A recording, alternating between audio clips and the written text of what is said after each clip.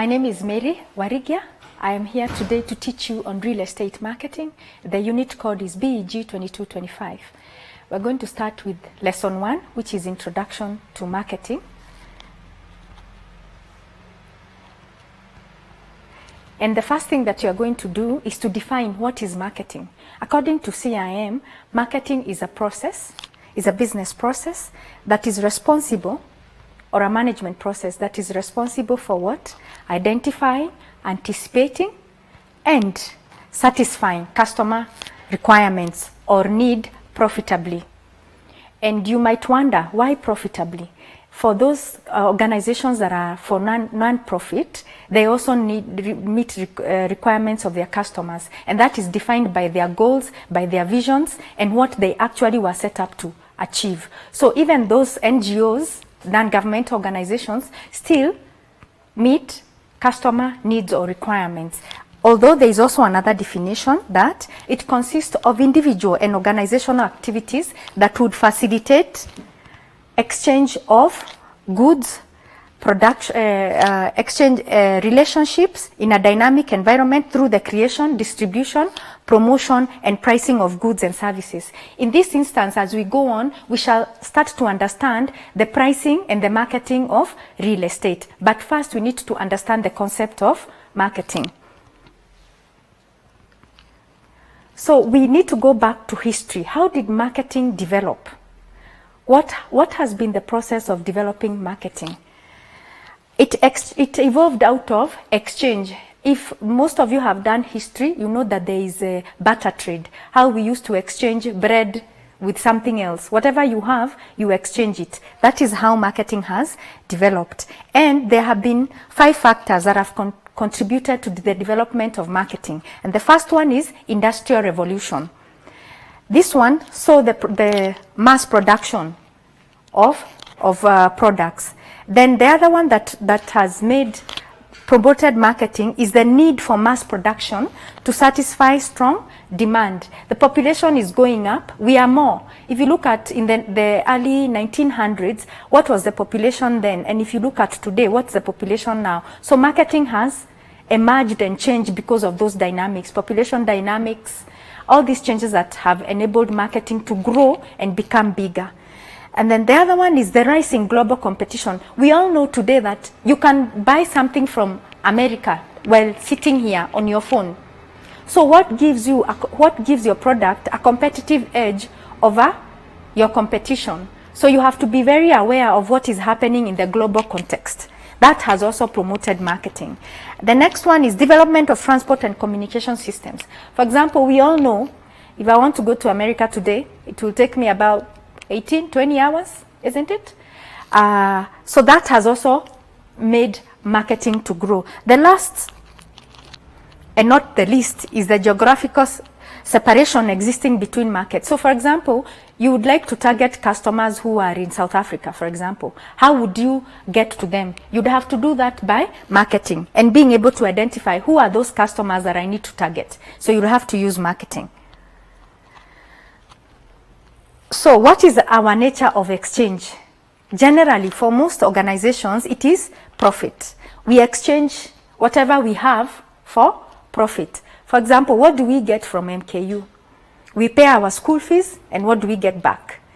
We get back education. You get you get a certification, you get a degree, you get a diploma, you get a master's. So that is what organizations generally do. But also for non-profits, what do? They have to achieve a certain goal. For example, let's say Red Cross. What does Red Cross do? What's its vision? It's to help people, to assist people. When it does that, then it has met its objectives.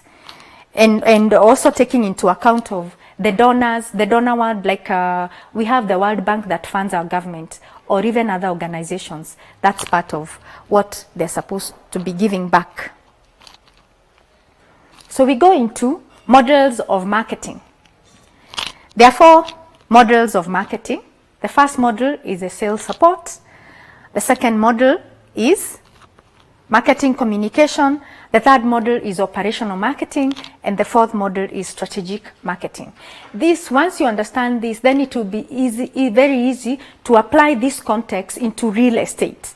But let's first define what are those concepts of marketing. So the sales support model emphasizes on marketing supports direct sales force. For example, you've gone to supermarkets, you have found young ladies who are selling Omo. They're trying to promote. That's essentially what sales support is. And what are its activities? Telesales, or you have received phone calls being asked to buy something, to buy a product or a service, and especially the insurance industry, that one is used a lot. Telemarketing, responding to inquiries, customer data, organizing exhibitions and other sales. For example, in real estate, we have the real estate exhibition that happens in KICC. That's part of sales support. And then we go to marketing communication. How does it happen? Is marketing promotes the organization and the product at a tactical level, right? So you either are going to pull customers or you're going to push. And how do we do that? You provide brochures and catalogs to support the who? The sales force. And then we have the third one is operational marketing. This one is where you're supporting the organizational objectives and strategies. And how do we do that? We find out the market research. What's going on? What do our customers need? Brand management, product development and management, corporate and marketing communications. So for example, we have seen that MKU, for example, promotes its own brand. Why does it do that? So that then it can support the objectives and strategies of the organizations. And then the last one, which is a higher level, is strategic marketing. And this one contributes to the creation of a business strategy. And how do we do that? This one, there are coordination of various specialist marketing. So you find there are different types of marketing. So it is coordinating all these activities of marketing that will lead into strategic marketing. So what does marketing contribute to? What is the contribution of marketing as far as business is concerned? This is done, that should be 7 P's, although initially there were 4 P's, but now there are 7 P's. It's a product, price, place, and promotion, and they have been supplemented now by the people, process, and physical evidence, which now will form marketing mix. We are going to discuss marketing mix in detail in chapter 3. So what the contribution of marketing is, number one, is creating customer value. How does it create customer value? It makes your products accessible to customers. It makes you understand your customer needs. That's one of the things that it does. And then also, marketing forms part of your competition. How do customers know what you do? How do customers know what you're selling? You have to be out there marketing yourselves. What differentiates one university to another? It is what they sell. It is what their customers see. And who are their customers? Those are the things that marketing also has got to define for you. So those are the contributions of marketing. And then we come to evolution of marketing orientation. Marketing orientation is where you actually look at the needs of your customer, the market needs. That's what you need to look at. There are different types of orientations. We have product orientation, where you just focus on the product. You refine the product, you make it very, very good. And then we also have production orientation, where you go into the factory and you make your factory efficient, that you're efficient, you're using your energy well. That's what you focus on, so that then you're more cost effective in the long run. But our focus mainly will be on marketing orientation, and this is where customers' needs are the ones that we highlight on.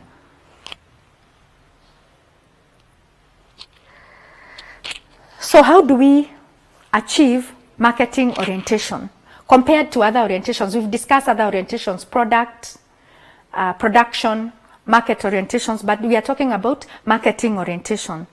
So what's the difference between marketing or market orientation and sales or product orientation?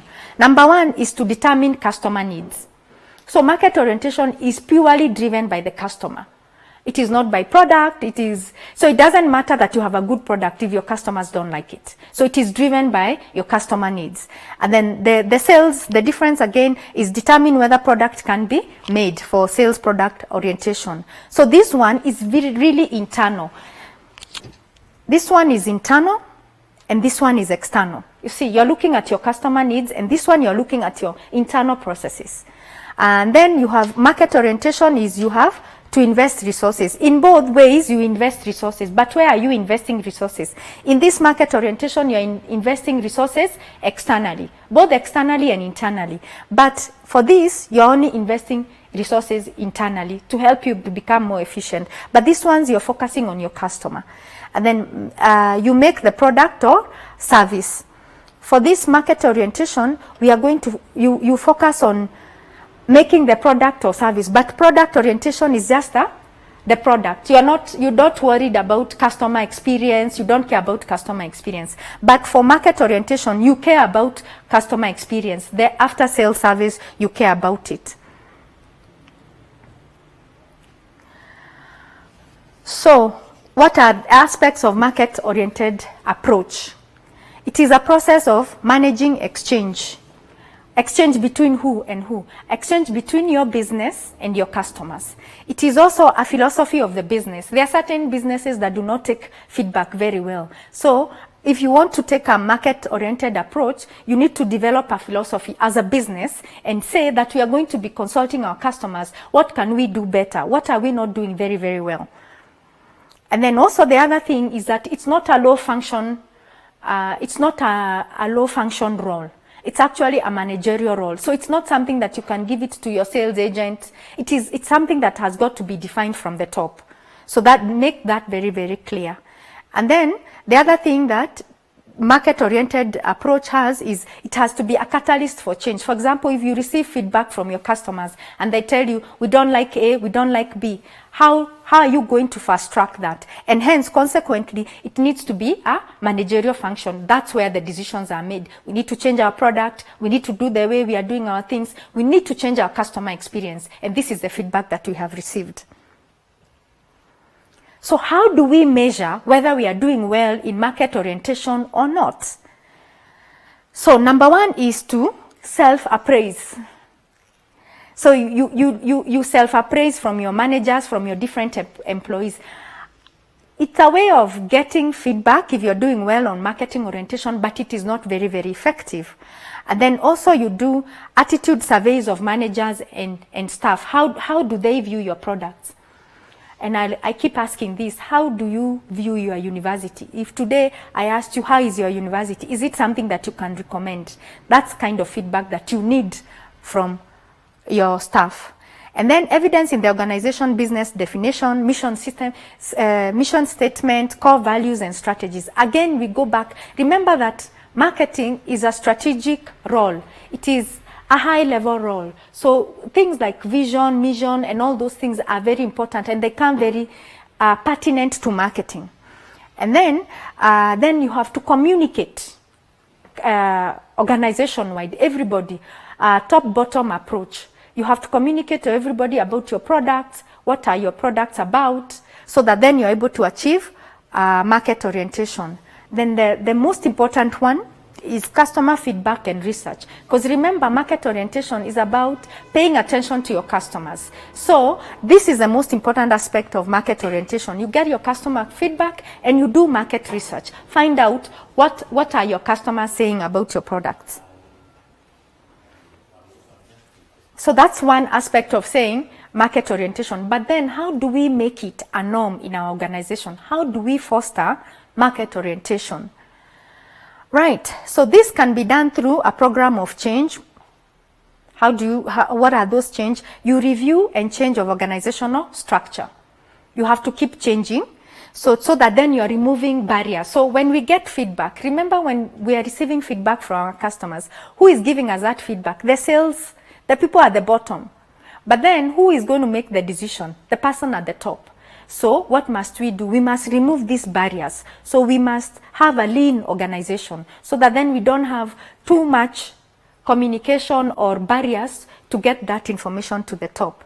And then we need to review and align business processes to meet the customer's needs. Sometimes we have one goal of we want to have an excellent customer experience, but what the customer's experience at the shop floor is completely different. So we have to align what we speak what we envision to be, what our goals are, with what actually the clients are or our customers are experiencing.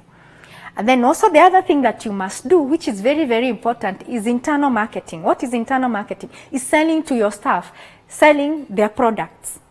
For example, some of the universities, a lot of universities sell or offer programs to their staff or their staff children. You see, then you become an advocate for that organization. That's what engaging in internal marketing does. Then implement relevant customer research. It has to be consistent. It's not once in every 5 years. So you can, as an organization, you can make it 6 months, yearly, or quarterly if you have the resources to do that. And then you create and reinforce cultural values based on customer focus. So everything we do has to be satisfying the customer need. And then the other thing that we can do is to benchmark. What are some of the best organizations? What is it that they are doing? What are their processes? What are their customer experiences like? Then you benchmark with that so that then you adopt the best practice. So what are the challenges in developing marketing orientation? Remember what we have said, marketing orientation is purely focused on the customer, purely focused on the customer. So what are the challenges that organizations have to develop this kind of orientation? Number one is lack of committed leadership and vision. Remember what we said, that you need to have a lean organization. For the feedback to come from the bottom to the top, there has to be good leadership. They have to be willing, the leaders have to be willing to take the feedback. And then the other one is lack of customer knowledge. What does it mean? Lack of customer knowledge is we don't even understand our customers. We are selling, but we don't even know who our customers are, what their needs are. So that can also be a challenge for us in developing marketing orientation. The other one is lack of infrastructure. Infrastructure means we don't have the resources to carry out the research. We don't have a good product. We are not able to get into the market properly. All those things contribute to lack of infrastructure. And then also autocratic leadership where decisions are just centered in one place. Yeah. And then there is also conflict between marketing and other functions. If you go into organizations, there are a lot of conflicts, like finance and marketing. Finance people feel the marketing team is just taking our money and we are not seeing what they are doing. And marketing people are saying, you guys are not facilitating our work. Once that happens, then you can have difficulties in developing marketing orientation. And then also the last one is preference for a production or sales focus. If you're sales focused or production focused, then you cannot be customer focused. We also know that marketing is a managerial function, like I had earlier alluded to this point, that it is a high-level function. It is not a low-level function. And there has to be relationships between the marketing and the business itself. Because remember that marketing is part of the strategic thinking within an organization. Because marketing is the one that goes out to your customers.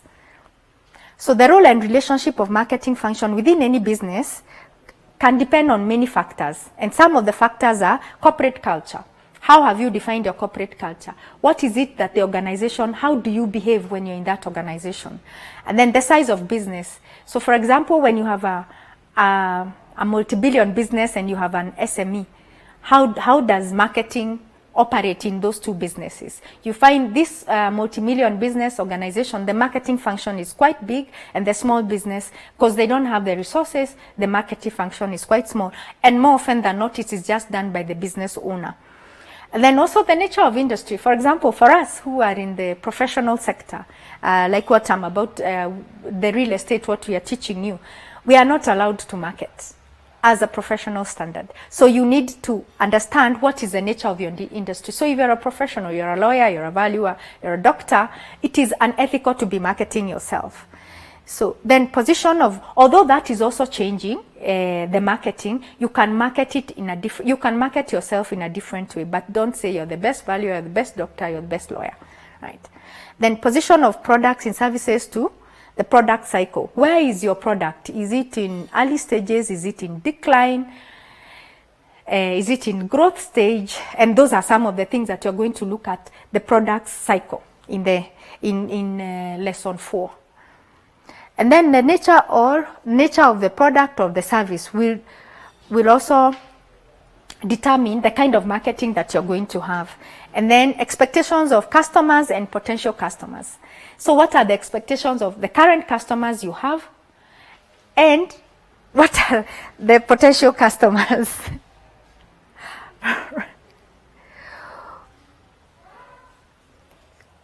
The corporate culture, position of its products and its services in relation to the product life cycle. The product life cycle, we are going to learn it in chapter 4, where you start with the conception of the product, early stages of the product, growth and decline. So this particular product life cycle goes like a human cycle, where the conception happens, you grow, you mature, then you decline, and for human beings you die, but for products they decline, and also some products die. There are some products that we don't see in our markets. And then the nature of your product or service will determine the kind of marketing that you will do and the kind of managerial function that you require as marketing. And then your expectations of the customers and potential customers. So the assignment for this lesson is kindly look at the scope of marketing activities and the relationship between marketing with other departments in an organization. You can take any organization. You can take MKU, you can take, or you can even take a real estate organization and try and do this assignment. And then the question 2 is, what is Industrial Revolution and who are the leaders of Industrial Revolution? Remember that we said marketing was promoted by Industrial Revolution. Who are those leaders who led Industrial Revolution? And then what is the mission and core values of MKU? For this, I would like you to understand what is the core value, what is the mission, what is the vision of an organization. And let's start with our own organization. So what is the mission and core values of MKU? And this assignment needs to be presented by the class into 2 groups. Thank you. These televised lectures supplement our robust online learning going on our MKU online platform. You can view more on our televised lectures via our online platform. We are in a digital era, and Mount Kenya University knows this. The following are the steps to follow so as to complete your online application. Download the application form from the website www.mku.ac.ke.